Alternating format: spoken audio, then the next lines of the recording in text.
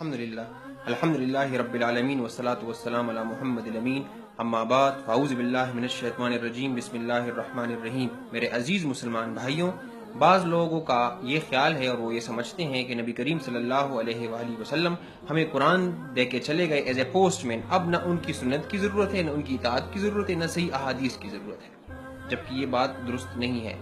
اللہ تعالیٰ فرماتے ہیں کہ ان کی حیثیت ایز اے معلم کی بھی تھی، نبی کریم صلی اللہ علیہ وسلم اس قرآن کے معلم بھی تھے۔ اللہ تعالیٰ فرماتے ہیں سورہ ال عمران سورہ نمبر 3 اور آیت نمبر 164 میں، لقد من اللہ علی المؤمنین اذ بعث فیہم رسولا من انفسہم یتلو علیہم آیاتہ ویزکیہم ویعلمہم الکتاب والحکمہ۔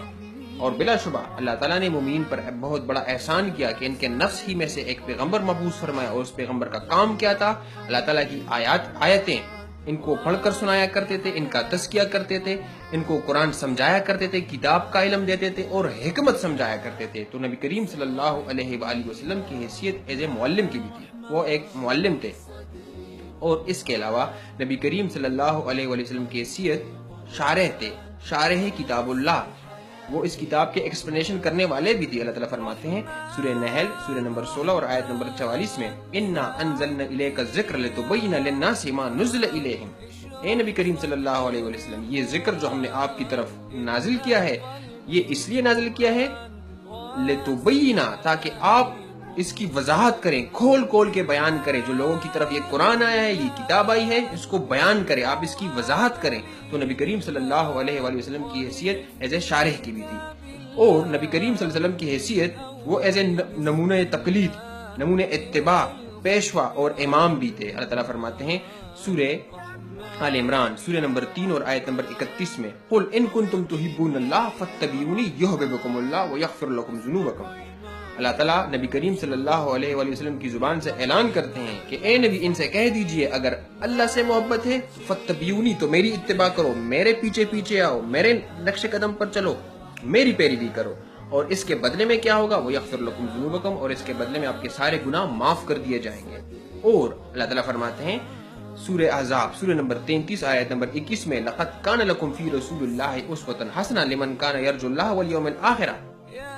جو آخرت پر ایمان رکھتا ہو تو بلا شبہ اس کے لیے نبی کریم صلی اللہ علیہ وآلہ وسلم کی زندگی میں ایک بہترین نمونہ ہے، دی بیسٹ ماڈل نبی کریم صلی اللہ علیہ وسلم کی زندگی میں بہترین نمونہ ہے۔ تو اس کے پیچھے پیچھے چلیں، اس کی اطاعت کریں۔ نبی کریم صلی اللہ علیہ وآلہ وسلم کی حیثیت ایز اے شارع کی بھی تھی، یعنی شریعت سازی کا حق بھی ان کو حاصل تھا، لیجسلیٹو پارز نبی کریم صلی اللہ علیہ وسلم کو حاصل تھے۔ اللہ تعالیٰ فرماتے ہیں سورہ اعراف سورہ نمبر 7 اور آیت نمبر 157 میں، وَيَأْمُرُهُم بِالْمَعْرُوفِ وَيَنْهَاهُمْ عَنِ الْمُنْكَرِ۔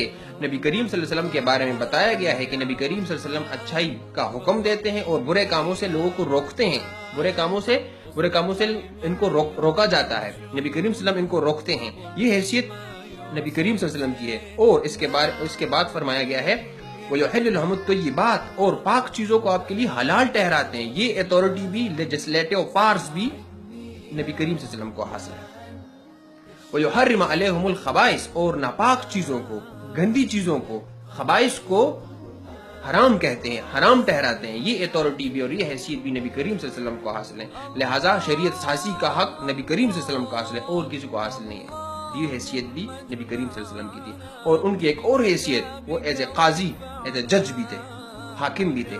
اللہ تعالیٰ فرماتے ہیں سورہ نساء سورہ نمبر 4 اور آیت نمبر 105 میں، اِنَّا أَنزَلْنَا إِلَيْكَ الْكِتَابَ بِالْحَقِّ لِتُحْكَمَ بَيْنَ النَّاسِ۔ فرمایا گیا ہے کہ نبی کریم صلی اللہ علیہ وسلم کی طرف یہ کتاب ہم نے اس لیے نازل کی ہے تاکہ وہ لوگوں کے بیچ انصاف کے ساتھ فیصلہ کریں۔ اور اللہ تعالیٰ فرماتے ہیں سورہ نساء سورہ نمبر 4 آیت نمبر 65 میں، فَلَا وَرَبِّكَ لَا يُؤْمِنُونَ حَتَّى يُحَكِّمُوكَ فِي مَا شَجَرَ بَيْنَهُمْ ثُمَّ لَا يَجِدُوا فِي أَنفُسِهِمْ حَرَجًا مِمَّا قَضَيْتَ وَيُسَلِّمُوا تَسْلِيمًا۔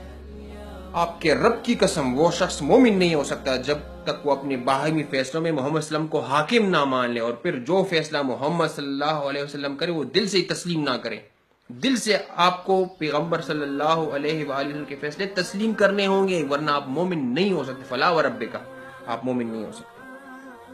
تو نبی کریم صلی اللہ علیہ وسلم کی حیثیت ایز اے قاضی کی بھی تھی، اور نبی کریم صلی اللہ علیہ وسلم کی حیثیت حاکم اور فرمان روا کی بھی تھی۔ اللہ تعالیٰ فرماتے ہیں سورہ نساء سورہ نمبر 4 اور آیت نمبر 80 میں، من یطیع الرسول فقد اطاع اللہ، جس نے رسول کی اطاعت کی، جس نے رسول کی بات مان لی، تحقیق اس نے اللہ کی بات مان لی۔ اور اللہ تعالیٰ فرماتے ہیں سورہ محمد سورہ نمبر 47 آیت نمبر 33 میں، یا ایھا الذین آمنوا اطیعوا اللہ واطیعوا الرسول ولا تبطلوا اعمالکم، ایمان والو اللہ کی بات مانو، اس کے رسول کی بات مانو، اور اپنے اعمال کو ضائع ہونے سے بچاؤ، اپنے اعمال ضائع ہونے مت دو۔ یعنی نبی کریم صلی اللہ علیہ وسلم کی اطاعت، وہ عمل جس میں نبی کریم صلی اللہ علیہ وسلم کی اطاعت نہ ہو، وہ عمل ضائع ہے۔ لہٰذا نبی کریم صلی اللہ علیہ وسلم صرف قرآن ایز اے پوسٹ مین دے کے نہیں آئے تھے، ان کی اور حیثیتیں بھی تھی، وہ معلم بھی تھے، وہ اس کتاب کے شارح بھی تھے، وہ نمونہ تقلید، نمونہ اتباع اور پیشوا امام بھی تھے، وہ اس کتاب کے قاضی بھی تھے، اس کتاب کے مطابق وہ فیصلے کرنے والے تھے، وہ جج بھی تھے، وہ حاکم بھی تھے، ان ساری حیثیتوں سے، اور وہ شارع بھی تھے، شریعت سازی کا حق بھی ان کو حاصل تھا۔ تو یہ نہیں ہے کہ صرف وہ قرآن دے گیا اور بات ختم ہو گئی، ایسا بالکل نہیں ہے۔ ہمارے ان مسلمان بھائیوں کو یہ بات سوچنی چاہیے کہ سنت سے انکار کرنا یا صحیح احادیث سے انکار کرنا یہ ایک بہت بڑا جرم ہے۔ اللہ تعالی ہم سب کو سچ سمجھنے کی توفیق عطا فرمائے۔ سبحان ربک رب العزت عما یصفون وسلام علی المرسلین والحمد للہ رب العالمین۔